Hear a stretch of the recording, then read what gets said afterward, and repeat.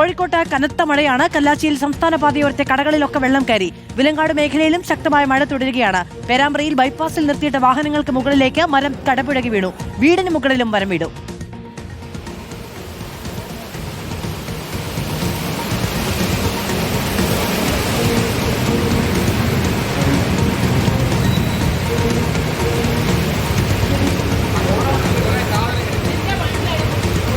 Sinoj Thomas വിവരങ്ങളുമായുണ്ട്. Sinoj, നേരത്തെ മരം കടപുഴകി വീണ വാർത്ത റിപ്പോർട്ട് ചെയ്യുന്ന നേരത്തെ ഏതാണ്ട് ഒരു അരമണിക്കൂർ മുമ്പ് സ്ഥിതിഗതികൾ ഇത്രത്തോളം ഗൗരവമായ ആയിട്ടുണ്ടായിരുന്നില്ല എന്ന് വേണം മനസ്സിലാക്കാൻ. ഇതിപ്പോ വാഹനങ്ങളൊക്കെ മുങ്ങിപ്പോകുന്ന നിലയ്ക്കുള്ള വെള്ളക്കെട്ടുണ്ടായിരിക്കുന്നു.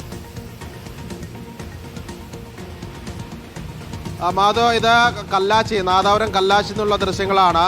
സംസ്ഥാന പാതയിൽ മുഴുവൻ വെള്ളം കയറിയ ഒരു പുഴയായി സംസ്ഥാന പാത മാറിയിരിക്കുന്നു. നേരത്തെ മരം വീണ് ചുഴലിക്കാറ്റ് വീശിയത് പേരാമ്പ്ര മേഖലയിലാണ്. കോഴിക്കോടിന്റെ മലയോര മേഖലയിൽ ഒറ്റപ്പെട്ട കനത്ത മഴയാണ് പെയ്തുകൊണ്ടിരിക്കുന്നത്. പേരാമ്പ്ര, നാദാപുരം, വിലങ്ങാട്, കല്ലാച്ചി മേഖലയിലാണ് അതിശക്തമായ മഴയും കാറ്റുമുള്ളത്. പക്ഷേ കോഴിക്കോട് നഗരത്തിലേക്ക് ആ രീതിയിലുള്ള മഴയില്ല എന്നത് യാഥാർത്ഥ്യമുണ്ട്. ഓരോ മലയോര മേഖലയിലാണ് മഴ ശക്തിയായി പെയ്യുന്നത്. കല്ലാച്ചി ടൗണിൽ ഈ വെള്ളക്കെട്ട് കാരണം സംസ്ഥാന പാത വെള്ളത്തിനടിയിലായതോടുകൂടി നിരവധി കടകളിലാണ് വെള്ളം കയറിയത്. സപ്ലൈക്കോയുടെ ഗോഡൌണിൽ വരെ വെള്ളം കയറി കടയിലെ സാധനങ്ങളൊക്കെ നശിച്ചെന്ന് വ്യാപാരികൾ പറയുന്നുണ്ട്. കല്ലാച്ചി ടൗണിലെ ഡ്രൈനേജ് സംവിധാനം ശരിയല്ലാത്തത് കൊണ്ടാണ് ഈ രീതിയിൽ വെള്ളം കയറിയതെന്നാണ് കടക്കാർ പരാതി പറഞ്ഞിരിക്കുന്നത്. ഏതായാലും ഇരുചക്ര വാഹനം ഉൾപ്പെടെ ആ സംസ്ഥാന പാതയിലൂടെ കടന്നു പോകാൻ പ്രയാസപ്പെടുകയാണ്. വാഹനങ്ങൾ ഓഫായി പോകുന്നുണ്ട്. ഈ റോഡരികിൽ നിർത്തിയിട്ട വാഹനങ്ങളൊക്കെ തന്നെ വെള്ളത്തിൽ മുങ്ങിപ്പോയ സാഹചര്യമുണ്ട്. കഴിഞ്ഞ തവണ ഇതിനു മുൻപ് ഉരുൾപൊട്ടലുണ്ടായ ചൂരൽമലയൊക്കെ തന്നെ ഉരുൾപൊട്ടലുണ്ടായ സമയത്ത് ഉരുൾപൊട്ടലുണ്ടായ മേഖലയാണ് വിലങ്ങാട് എന്ന് പറയുന്നത്. ആ വിലങ്ങാട് മേഖലയിലും അതിശക്തമായ മഴ തുടരുകയാണെന്ന് നാട്ടുകാർ പറയുന്നത്. ഏതായാലും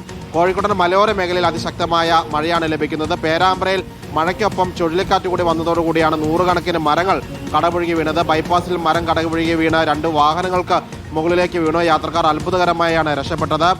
വാഴയും തെങ്ങും ഉൾപ്പെടെ നൂറുകണക്കിന് ഏക്കർ കൃഷിയാണ് ആ മേഖല നശിച്ചതെന്ന് പ്രദേശവാസികൾ പറയുന്നുണ്ട്.